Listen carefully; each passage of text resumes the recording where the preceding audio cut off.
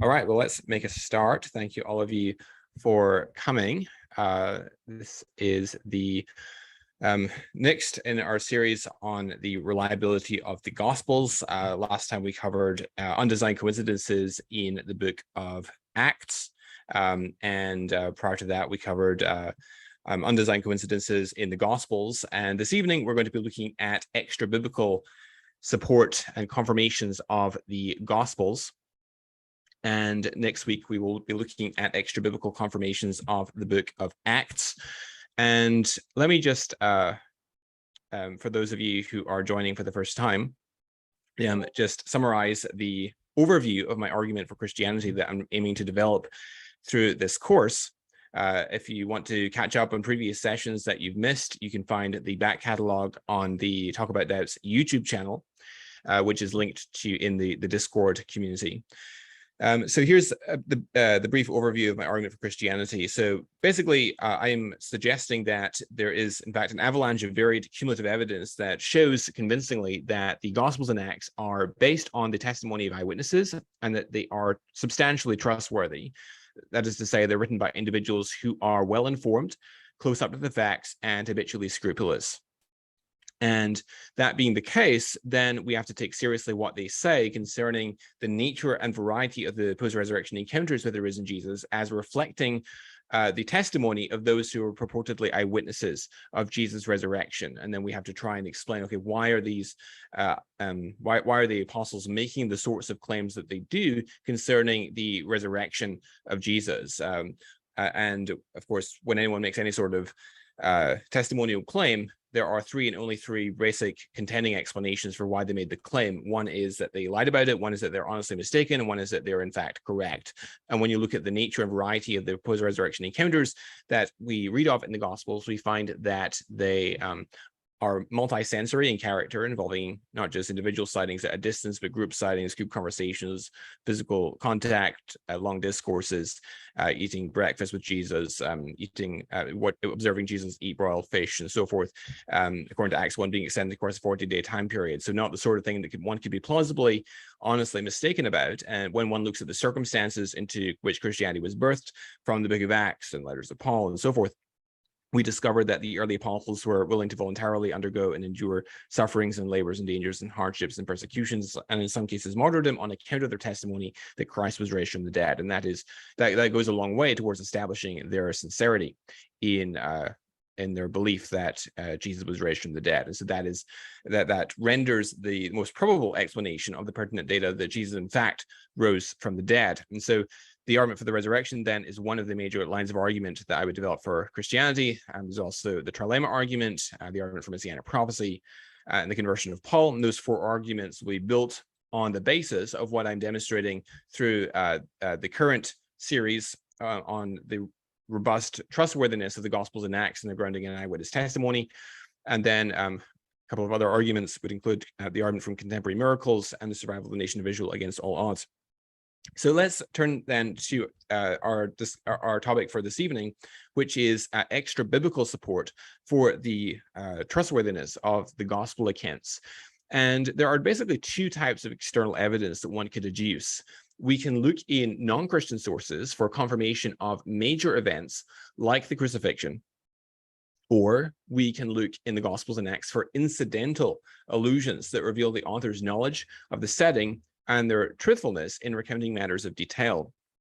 So in regards to this first one, namely non-Christian sources that confirm major events like the crucifixion, one very famous example would be Flavius Josephus, this passage that you find in his Antiquities of the Jews, volume 18. This is a passage that's known as the Testimonium Flavianum, which says, and I quote, about this time there lived Jesus, a wise man, if indeed one ought to call him a man, for he was one who performed surprising deeds and was a teacher of such people as accept the truth gladly. He won over many Jews and many of the Greeks. He was the Christ, and when upon the accusation of the principal men among us, Pilate had condemned him to a cross, those who had first come to love him did not cease. He appeared to them, spending a third day restored to life, for the prophets of God had foretold these things, and 1,000 other marvels about him. And the tribe of the Christians, so called after him, has still to this day not disappeared. And of course, most scholars rightly recognize that this testimony of Josephus, the Testimonium Flavianum, bears the marks of interpolation by an overzealous Christian scribe. There are certain features of this text that Josephus almost certainly would not have said. For example, that he was the Christ. Of course, Josephus was not a Christian; he was a Jew, and that Jesus was raised from the dead. Of course, Josephus wouldn't have said that either. Most Josephine scholars would say that this text is at least partially authentic. And of course, one can debate that. There are certain lines of evidence that might even suggest that the text is wholly interpolated. It's striking, for example, that Origen in the 2nd century in his Against Celsus, although he mentions Josephus quite a bit, he never once mentions the Testimonium Flavianum. In fact, you don't find the Testimonium quoted until you get to Eusebius in the 4th century AD. But I think the jury's still out on to what extent this text is authentic or not. But in any case, let's suppose that it is partially authentic. I think that it is still of very limited evidential value, for the reason that Josephus is merely reflecting what the beliefs of Christians in the 1st century were, which we already know from the New Testament. I mean, Josephus plausibly is getting this information from Christians, and we already know what Christians in the 1st century believed because we have the New Testament. So his evidential contribution to the case for the historicity of Jesus is quite limited, although one might point out that he doesn't show any knowledge of any competing perspective that Jesus didn't exist or something like that. But in any case, all scholars agree that the New Testament is sufficient to establish with confidence that Jesus of Nazareth existed as a historical figure. So I personally don't use the Testimonium Flavianum as a part of my apologetic. I think that a much more compelling way to argue from extra biblical evidence is from the evidence of incidental allusions. Non-Christian sources can at best confirm only the broad outlines of the gospel story. We can expect no more. Of course, that would be the case with Josephus. Also, the famous passage in Tacitus in his Annals of Imperial Rome, again, only confirming the broad outlines of the gospel story at best. But by examining how the Gospels deal with the details of contemporary history, we can test the knowledge and honesty of the 4 evangelists. So we've talked before in the last couple of sessions about undesigned coincidences in the Gospels and Acts. And you can think about this sort of evidence as like an undesigned coincidence between the Gospels or Acts next week and extra biblical secular sources. So here's an example. So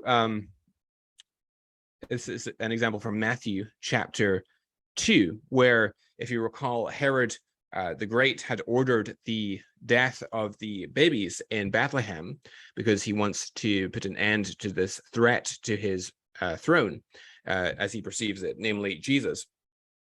And so Joseph and Jesus and Mary have to flee to Egypt to evade Herod the Great.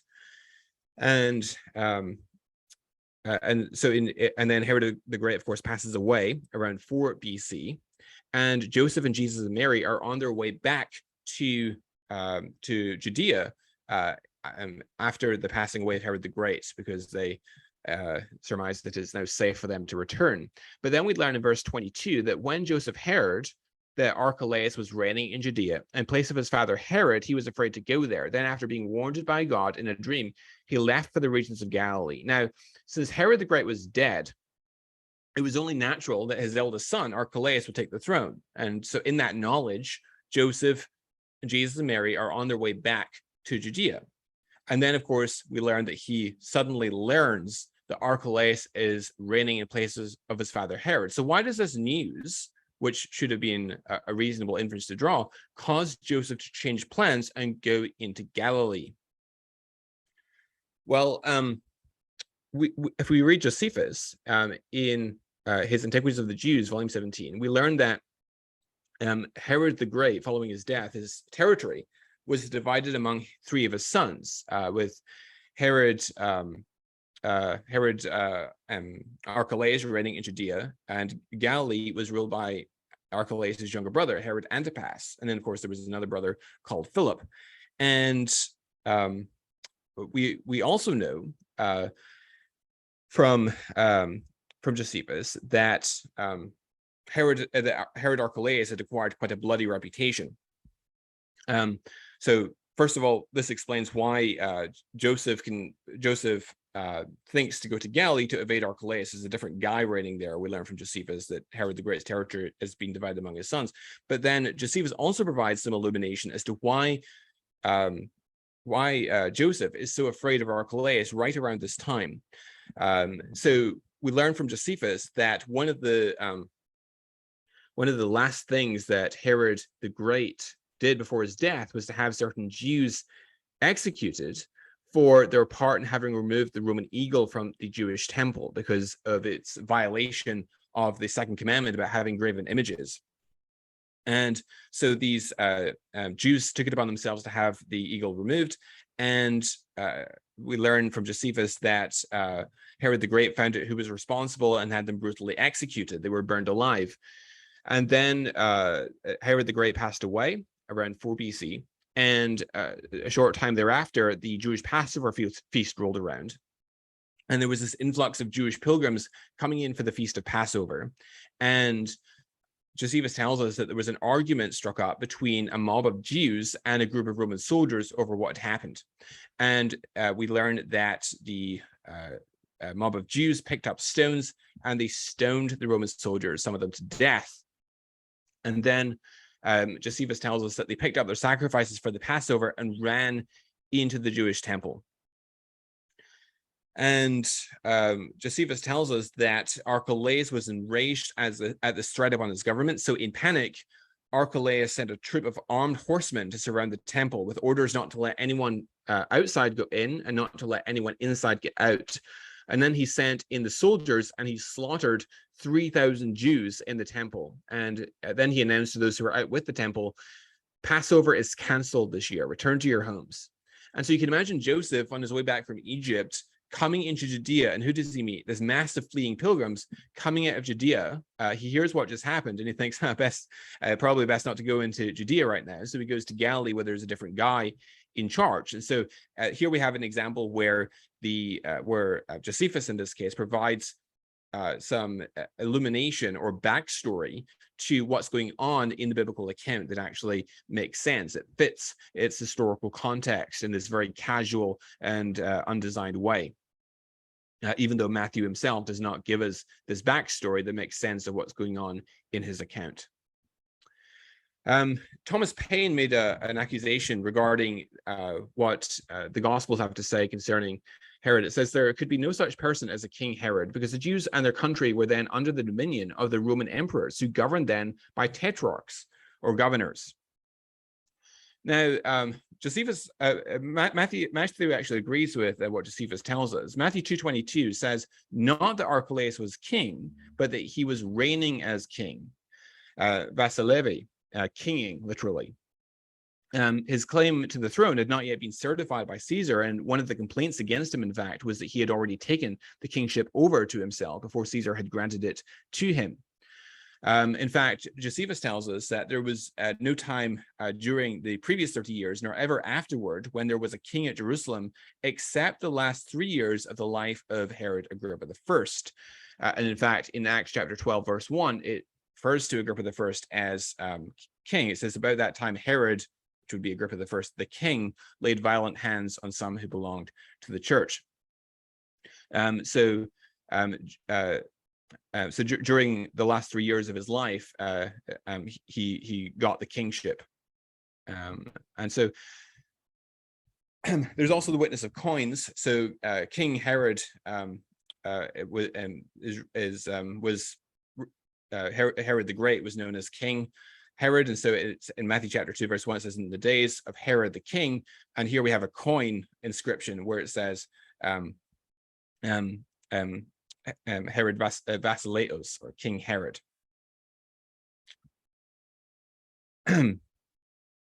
Okay, each of these coins bears the inscription Agrippa the king, which we saw is consistent with what we find in Acts chapter 12 verse 1. And the pruta was an ancient copper Jewish coin with a low value.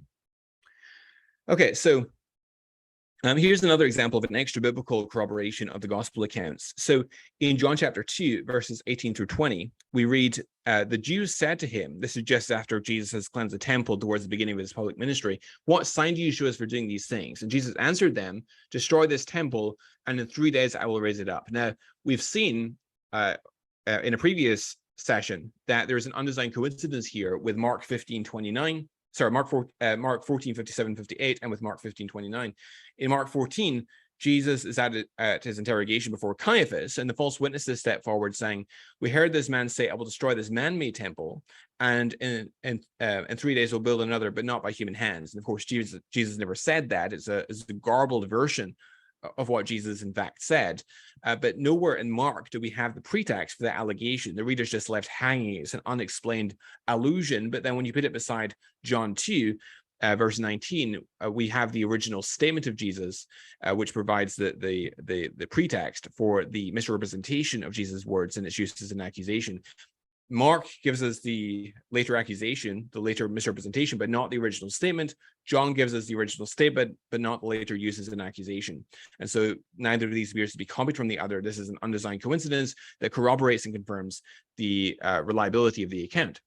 But there's also an extra biblical corroboration here as well. So in verse 20, it says, the Jews then said, it's taken 46 years to build this temple, and will you raise it up in 3 days? Now, according to Josephus, when did Herod the Great begin construction work on the temple? Well, Josephus tells us that Herod began work on the temple during the 18th year of his reign, which lands in approximately 19 BC. So bearing in mind there's no AD 0, 46 years on from 19 BC lands you in 28 AD. Now, when did Jesus begin his public ministry? Well, to find out, we can go over to Luke's account, different gospel, chapter 3 and verse 1. Which tells us that it was the 15th year of the reign of Tiberius.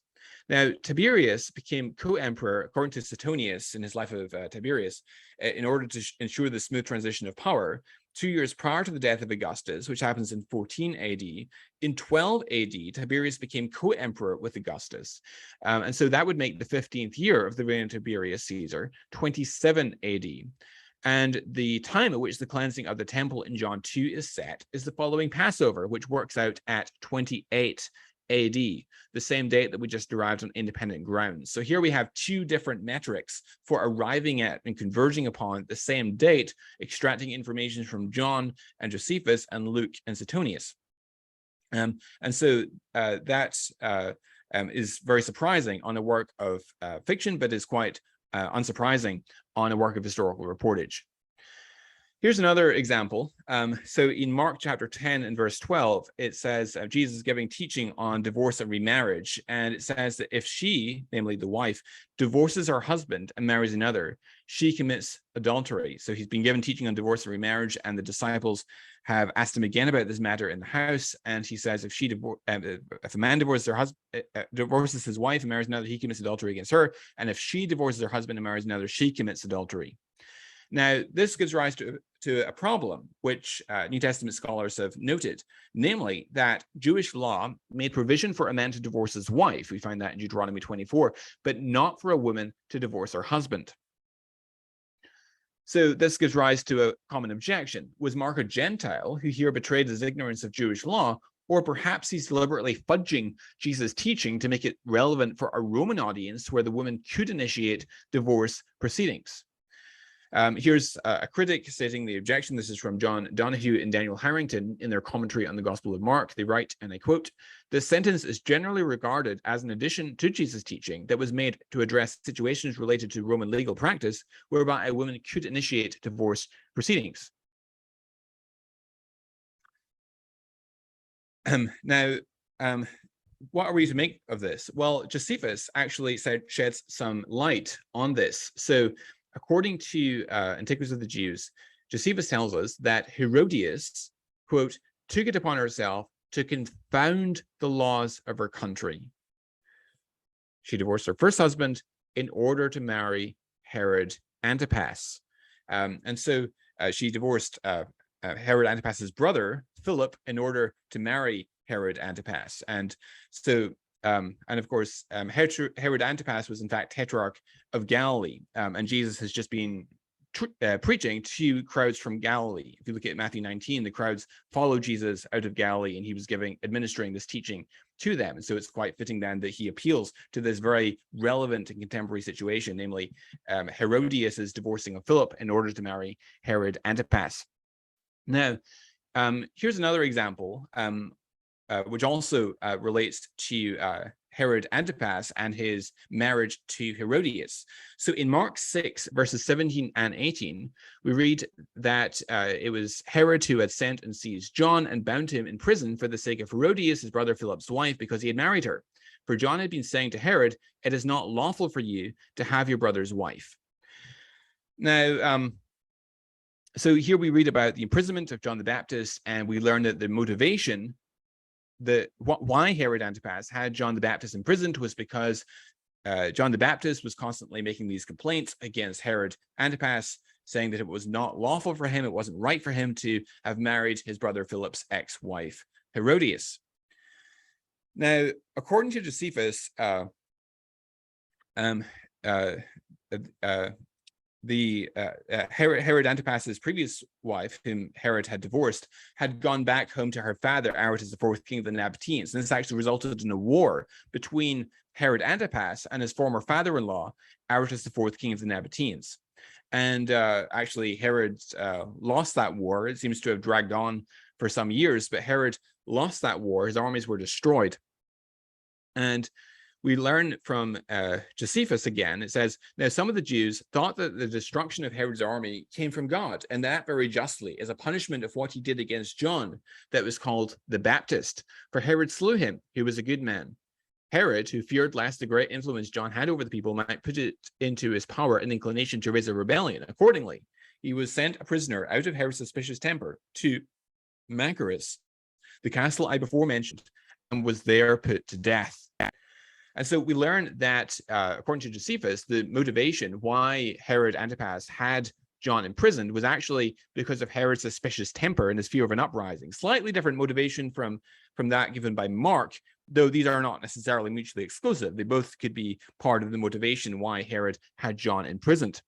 But notice also that there was this rumor among the Jews after Herod's armies were defeated by Aretas IV, that the reason why Herod's armies were destroyed was as God's judgment for what he had done to John the Baptist. It says that some of the Jews thought that the destruction of Herod's army came from God, and that very justly as a punishment for what he did against John that was called the Baptist. Now, that's interesting because according to Mark's account, Herod's reason for having John the Baptist imprisoned was because of John's disapproval of Herod's adulterous marriage, the very adulterous marriage which resulted in the war that Herod had lost in the first place. And so again, you have this kind of undesigned coincidence between Mark and Josephus. The Jews made this connection because of the fact that Herod had John the Baptist imprisoned on account of John the Baptist's complaints against Herod's adulterous relationship with his brother Philip's ex-wife Herodias. It's also an interesting question to ask. How should the gospel writers know what Herod Antipas's motives were? How come they have the insider scoop on what Herod's motivations were for having John imprisoned, even though they disagree with, or at least differ with, Josephus? Well, a plausible answer is supplied by Luke chapter 8 and verse 3, which mentions a list of, the first 3 verses in Luke chapter 8 mention a list of women that followed Jesus out of Galilee and became Jesus' disciples. One of whom was Joanna, the wife of Chuza, Herod's household manager. And so one of Jesus' female disciples is actually married to someone in the highest ranks of Herod's employment, which then illuminates how plausibly Mark has the inside scoop onto what Herod's motivations were for having John imprisoned. Okay. Here's another one also relating to this particular episode. So according to Mark 6 verse 27, Herod Antipas sent a military officer, Speculatura, to execute John the Baptist. Now there was another word that was more commonly used for a public executioner, which would be demios. So why does he choose to use a military officer? It's literally the word for scout. I mean, one cognate in English is spectacles, or to spectate, speculatura. Why does he use a military officer to carry out the execution? Well, the answer is found in Josephus in his Antiquities, which tells us that, as we just read, Herod was at war at the time with his former father-in-law, Aretas IV, king of the Nabateans. And he was actually on a military campaign at his military fortress in Machaerus. Not at his, he wasn't at his home in his palaces in Galilee. Another one that also relates to this particular war is in Luke chapter 3, verse 14, which says that soldiers, which in this stratevo menu uses present participle. So these are soldiers on active duty. Also asked him, "And we, what shall we do?" And he said to them, "Do not extort money from anyone by threats or by false accusations, and be content with your wages." And so John the Baptist is baptizing, of course, at the Jordan River, and the Herod Antipas's military fortress, Machaerus, is actually on the north corner of the Dead Sea, and the Jordan River flows north to south into the Dead Sea. And so then that illuminates why there are these soldiers who seem to be on active duty at a time of peace otherwise during this particular time.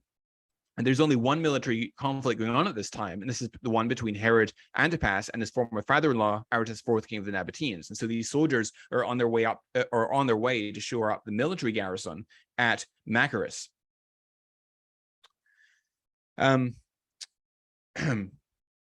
Here's another one. This is also has been used as an objection to the Gospels, but when you actually study it more closely, it actually turns out to be a positive confirmation thereof.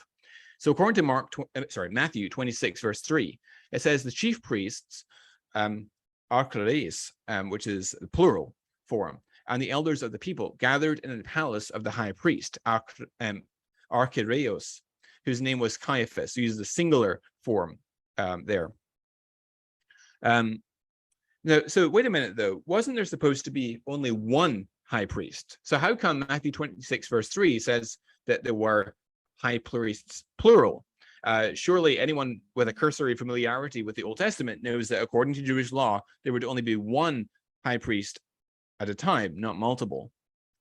Furthermore, according to John 11, verse 49, it says, one of them, Caiaphas, who was high priest that year, said to them. But wait a minute, wasn't the office of high priest a lifelong occupation, according to the Old Testament? Has John made an error here? Well, that Caiaphas was high priest, and high priest throughout the reign of Pontius Pilate, and consequently at this time, appears in Josephus, in his Antiquities of the Jews. Caiaphas was made high priest by Valerius Gratus, who is the predecessor of Pontius Pilate, and was removed from his office by Vitellius, president of Syria, after Pilate was sent away out of the province of Judea. So here's the text from Antiquities 18. It says, Gratus gave the high priesthood to Simon, the son of Camathus. He, having enjoyed this honor not above a year, was succeeded by Joseph, who is called Caiaphas. And after this, Gratus went away for Rome, having been 11 years in Judea, and Pontius Pilate was his successor. Now, of the removal of Caiaphas from his office, Josephus likewise afterwards informs us and connects it with a circumstance which fixes the time to a date subsequent to the determination of Pilate's government. So we read, and I quote, Vitellius ordered Pilate to repair to Rome, and after that went up himself to Jerusalem, and then gave directions concerning several matters, and having done these things, he took away the priesthood from the high priest Joseph, who is called Caiaphas. So then that illuminates the language of John 12, Caiaphas, who was high priest that year, because the Romans were constantly replacing the priests. And so in AD 16, Gratus had deposed ANIAS from the office of priesthood, and he instated a line of other high priests, one of whom was Joseph Caiaphas. And what it appears that the Jews did was they recognized the Roman statement of or institution of high priest who was ANIAS, but they also Caiaphas, but they also continued to recognize who they consider to be the God-ordained high priest, namely ANIAS. So then that illuminates why there are two high priests at the time, even though there was supposed to be, according to Jewish law, only one. Here's another example. This is also an objection that's sometimes raised against the gospel. So in Luke chapter 3, verse 1, we read that Herod, being tetrarch of Galilee, and his brother Philip, tetrarch of the region of Iturea and Trachonitis, and Lysanias, tetrarch of Abilene. But according to Josephus, Lysanias was tetrarch of ABILA from about 40 to 36 BC, a full 60 years too early for the reference here. So how do we answer this objection? Well, the coincidence of the name Lysanias and the tetrarchy of ABILA or Abilene does not mean that the one mentioned by Luke and the one mentioned by Josephus are the same person. Indeed, an inscription found on a temple from the time of Tiberius, dating from 14 to 29 AD, names Lysanias as the tetrarch of ABILA, just as Luke has written. We read on this temple inscription at ABILA, and I quote, "For the salvation of the august lords and all of their household, Nymphaeus, freedman of Eagle Lysanias, tetrarch, established this street and other things." So what's the significance then? Well, august lords is a joint title given only to the emperor Tiberius and Livia, the widow of his predecessor Augustus. This title establishes the date of the inscription as between AD 14, the year that Augustus died and Tiberius became sole emperor, and 29 AD, the year of Livia's death. So there was, in fact, a different Lysanias who was tetrarch of Abilene right in the time that Luke indicates, approximately 27 AD. Here's another example. This is in John's Gospel in chapter 19 and verse 23. It's describing the soldiers who cast lots for Jesus' clothing. It says, when the soldiers had crucified Jesus, they took his garments and divided them into 4 parts, 1 part for each soldier, also his tunic. But the tunic was seamless, woven in one piece from top to bottom. Now, J.B. Lightfoot notes, and I quote, "Again, the scene of the crucifixion furnishes St. John with another opportunity of showing his intimate knowledge of Roman military customs. The quaternion tetradium of soldiers, as we learn from Vegetius and others, was usually employed as a watch on night duty or for a purpose of escort. Now, it is noticeable that when the other evangelists speak of the guard which attended the crucifixion, no number is given. It is simply stated that the soldiers divided the Savior's garments among them. St. John, however, gives the actual number, but observe how incidentally the fact comes out. He makes no mention of a quaternion. He merely says, then the soldiers, when they had crucified Jesus, took his garments and made 4 parts, to every soldier a part.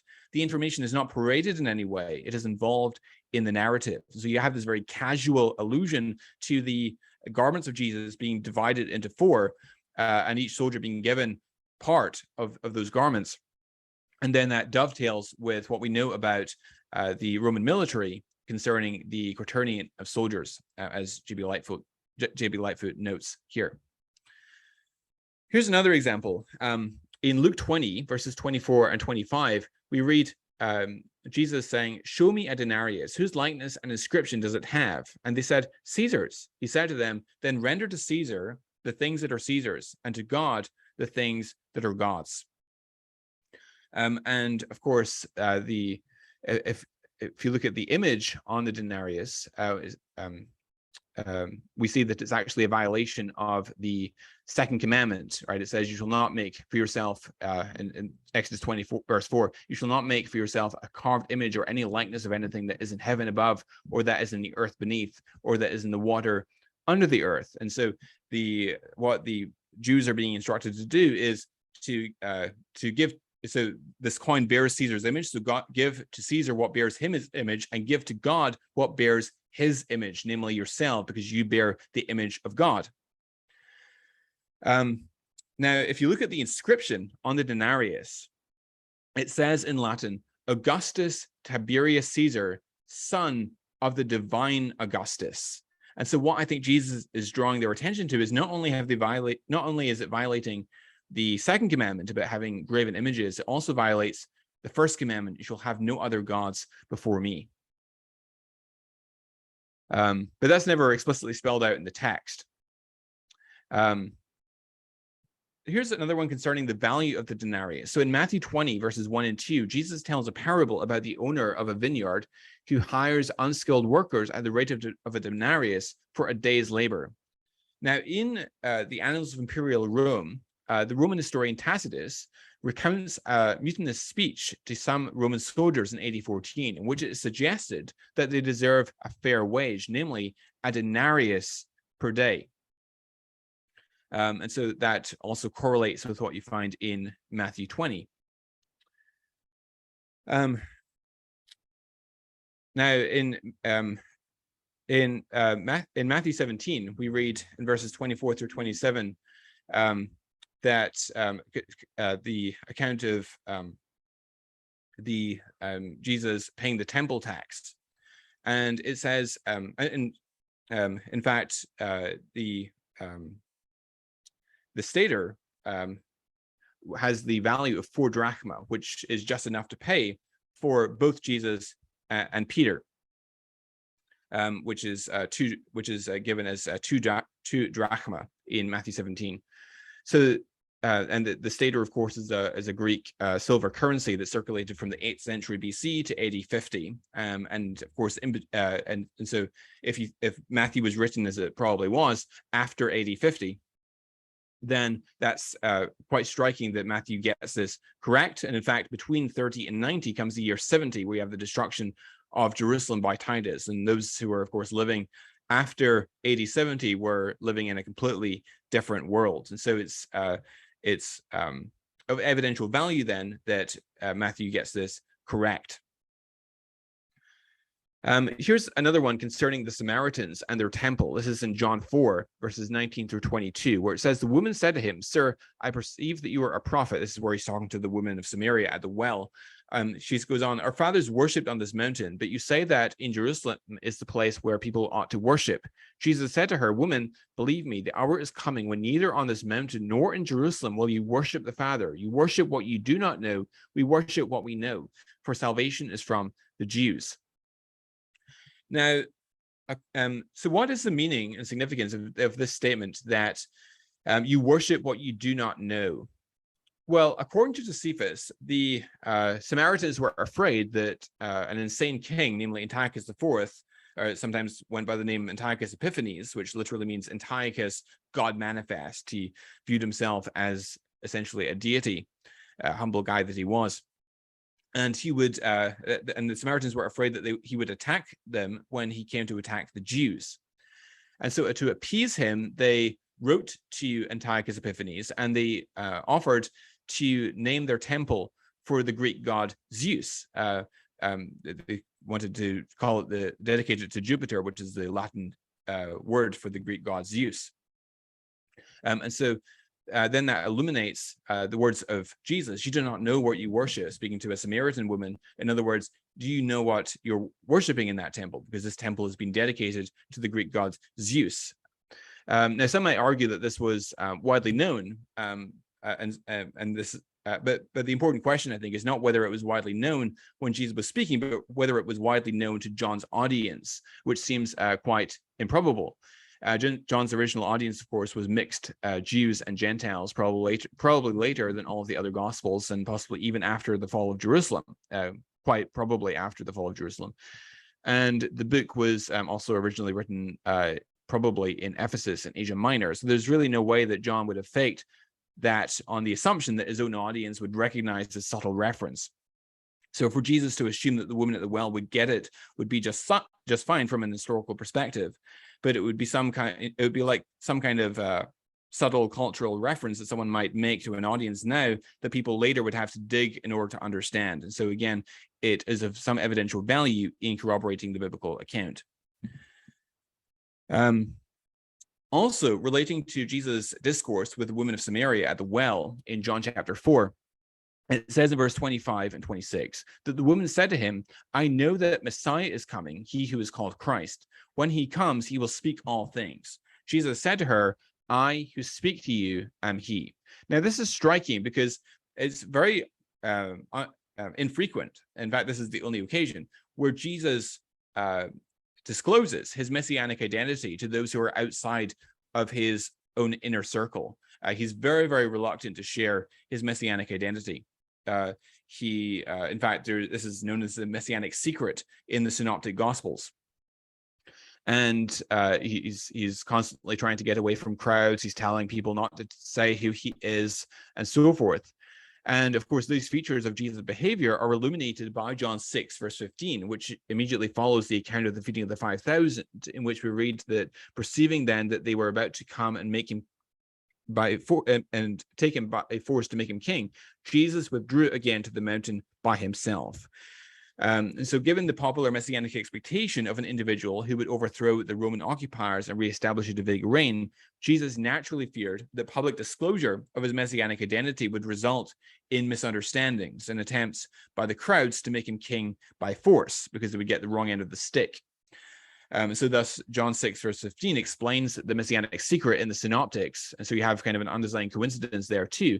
But the question remains, why does Jesus disclose his public identity to the Samaritan woman in John 4, verse 26? And why does he not charge her to secrecy as he does with so many others? Well, if we learn from the later Samaritan documents that the view of the Samaritans concerning the Messiah, whom the Samaritans called the Tahib, or restorer, was actually different from that of the Jews, and was largely informed by Deuteronomy 18, 15 through 18, which is the text concerning the Messiah being a prophet like Moses. In fact, the Samaritans, of course, only affirmed the Pentateuch, the 5 books of Moses. And some evidence also indicates that the role of the Tahib included teaching. So Jesus, therefore, had no reason to worry that the Samaritans would misunderstand his claim to be the Messiah and expect him to lead a military revolution against Rome. And so he has no qualms about disclosing his messianic identity to this woman, and need not be concerned about swearing her to secrecy.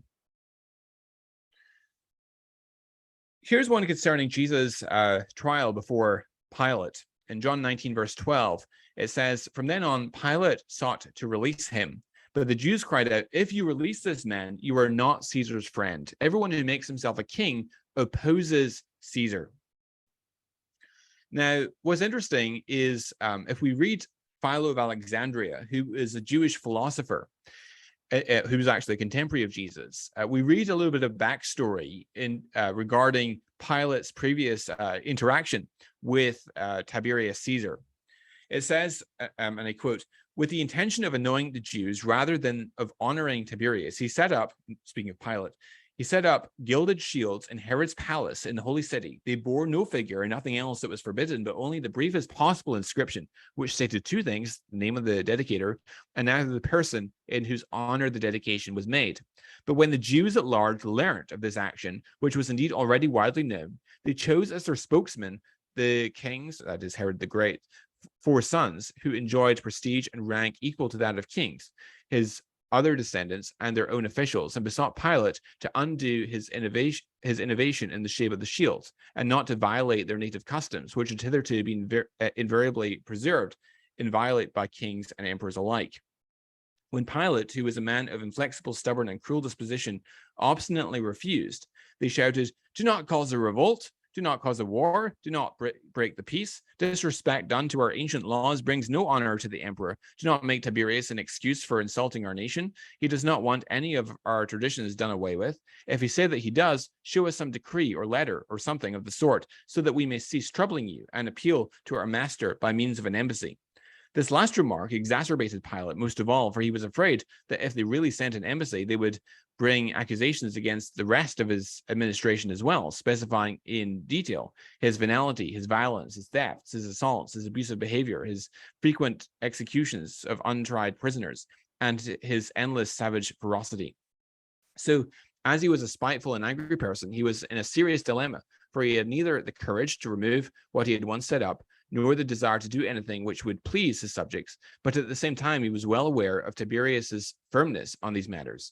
When the Jewish officials saw this, he realized realized that Pilate was regretting what he had done. Although he did not wish to show it, they wrote a letter to Tiberius pleading their case as forcibly as they could. What words, what threats Tiberius uttered against Pilate when he read it? It would be superfluous to describe his anger, although he was not easily moved to anger, since his reaction speaks for itself. For immediately, without even waiting until the next day, he wrote to Pilate, reproaching and rebuking him 1,000 times for his newfangled audacity, and telling him to remove the shields at once and have them taken from the capital to the coastal city of Caesarea, to be dedicated in the temple of Augustus. This was duly done. In this way, both the honor of the emperor and the traditional policy regarding Jerusalem were alike preserved, end quote. And so you can see that there was, so basically in sum, Pilate had erected these shields in Jerusalem, and people had complained about this to Pilate. He'd refused to remove them, so they took the matter above Pilate's head, writing to Tiberius. Tiberius basically wrote a very sharply and angrily worded letter to Pilate saying, remove the shield, stop antagonizing the natives. And so that then illuminates and gives some backstory as to the Jewish taunt in John 19, verse 12, where they say to Pilate, if you release this man, you are not Caesar's friend. Everyone who makes himself a king opposes Caesar. They know exactly how to manipulate Pilate in view of his past dealings with Tiberius as a result of them making a complaint to him concerning him, to Tiberius concerning Pilate.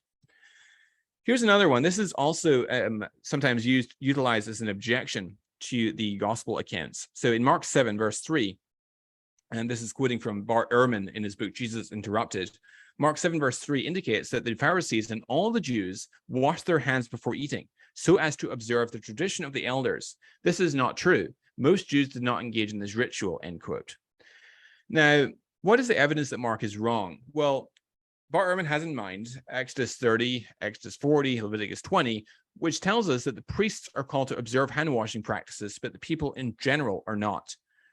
But did the Jews of Jesus' time, who were heavily influenced by the Pharisees, engage in the practice, even though the written law did not require it of them? Well, we can look at some Jewish evidence. So we read in this letter of Aristeas, written approximately 200 BC, and I quote, "And as is the custom of all the Jews, they washed their hands in the sea and prayed to God."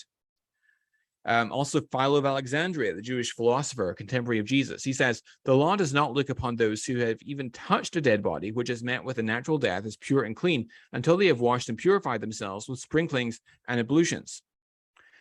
We can even consult a modern scholarly opinion from Susan Haber, where she says, the centrality of impurity to Jewish life in the Second Temple period is supported by archaeological evidence. The discovery of mikvaot in such diverse places as Gamla, Sepphoris, Herodium, and Masada suggests that in Palestine, the removal of impurity was not a rite reserved only for approaching the sacred precincts of the temple, but was common practice for Jews of all walks of life. The textual evidence suggests that the Jews of the diaspora also purified themselves, if not through immersion, then by sprinkling, splashing, or hand washing.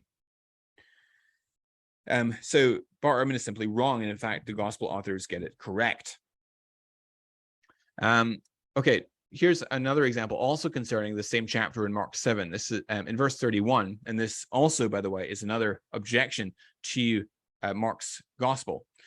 We read that Jesus returned from the region of Tyre and went through Sidon to the Sea of Galilee in the region of the Decapolis. Now, there's a problem here because we're supposing here, if we read this text, that Jesus starts off in Tyre and he's trying to get down to the Sea of Galilee, so he goes through Sidon, which is north of Tyre. So how does that work? Why would anyone want to go north in order to go south? Well, and some critical scholars argue that this shows that the evangelist was not directly acquainted with Palestine. Now, one possible reply might be that perhaps Jesus had a specific reason for wanting to visit Sidon before going back to Galilee. The narrative simply doesn't tell us. Now, that would be a fair and reasonable response, but we can actually, in this case, do a lot better than that. So there's actually a mountain, namely Mount Meron, that's 3/4 of a mile high, directly between Tyre and the Sea of Galilee. And there's actually a pass from Sidon through the mountains to the Jordan River Valley, where foot travelers to Galilee could have fresh water for the journey. And so instead of showing Mark's unacquaintance or unfamiliarity with the geography and topography of ancient Palestine, actually shows that he is, in fact, intimately acquainted with the geography and topography of this region.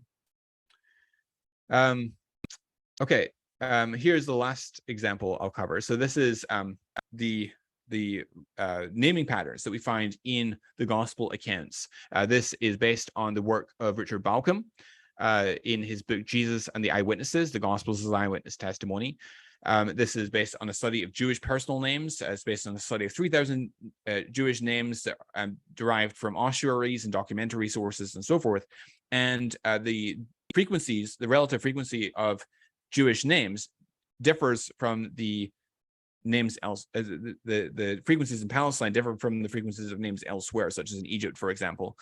So here's a comparison of the rank of various names in Egypt versus in Palestine for Jewish male names specifically. And you can see that there's a lot of divergence between the popular names in Egypt versus those in Palestine. Now, when we turn to the Gospels, we find that there's a really interesting correlation between the frequencies of names and the need for and use of a disambiguator or a qualifier. So a disambiguator is, so my name is Jonathan, but Jonathan's a very common name, so you have to disambiguate me from other people called Jonathan. So you call me Jonathan McClatchy, whereas some other names are less common, so you don't necessarily need to disambiguate them. For example, if I say Nabil, you're probably already thinking about Nabil Qureshi, or if I say Ravi, you're probably thinking about Ravi Zacharias, even though I don't necessarily give you their second name. And likewise, in the ancient times, people used disambiguators for common names. Now, I use this particular text because it's a good example that illustrates the point, because you have a lot of names clustered together in only a few verses. But this is something that you find throughout the Gospels, not always in the narrative, because the narrator can take it for granted that the reader knows which individual they're talking about, but in quoted speech consistently, you see this pattern borne out where you have a correlation between the frequency of a name in Palestine and the use or non-use of a disambiguator. So in the listing of the 12 disciples in Matthew 10, it says the names of the 12 apostles are these. First, Simon, high-ranking name, number 1, so qualifier, called Peter, and Andrew, not a high-ranking name, but nonetheless identified in relation to his brother, and James, high-ranking name, qualifier, the son of Zebedee, and John, high-ranking name, his brother, Philip, low-ranking name, no qualifier, and Bartholomew, low-ranking name, no qualifier, Thomas, not even in the top 90 male names, so no qualifier, and Matthew, high-ranking name, qualifier, the tax collector, James, high-ranking name, qualifier, the son of Alphaeus, and Thaddeus, low-ranking name, so no qualifier, Simon, high-ranking name, the Canaanian, qualifier, and Judas, high-ranking name, qualifier, Iscariot, who also betrayed him. And so you can see this correlation, which again suggests that the author is close up to the time and place of the events that he's describing. And even if you are a contemporary of the relevant events, your intuition about the relative frequencies of names is not necessarily particularly reliable. And so this sort of pattern is would be, I think, difficult to fake if you are fictionalizing an account, but the way that it has a feel of verisimilitude or truth likeness, and therefore it again tends to confirm the reliability of the gospel accounts. So in conclusion, then, the New Testament authors get these various details right, even though they are often only incidental to their purpose. And these writers are not setting out to write the history of Palestine in the first century, but they are intimately familiar with that history. So, here's an historian, George Rawlinson, who sums it up. He says, and I quote, "It is evident that the entire historical framework in which the gospel picture is set is real, that the facts of the civil history, small and great, are true, and the personages correctly depicted. To suppose that there is this minute historical accuracy in all the accessories of the story, and that the story itself is mythic, is absurd." We've only been able to scratch the surface of the iceberg this evening. There's also other historical objections as well that we'll be covering in detail in a future session. And so stay tuned for that. If you want some further reading, this sort of historical evidence can be found in older works of apologetics, including William Paley's book, A View of the Evidences of Christianity, Part 2, Chapter 6, G.F. McClear's Historical Illustrations of the New Testament Scriptures, Nathaniel Lardner, who was a Unitarian, but nonetheless a fantastic historical scholar of the Gospels, his 17-volume set, Credibility of the Gospel History. And I will close with that, and I'm happy to entertain questions. Thanks so much for your attention.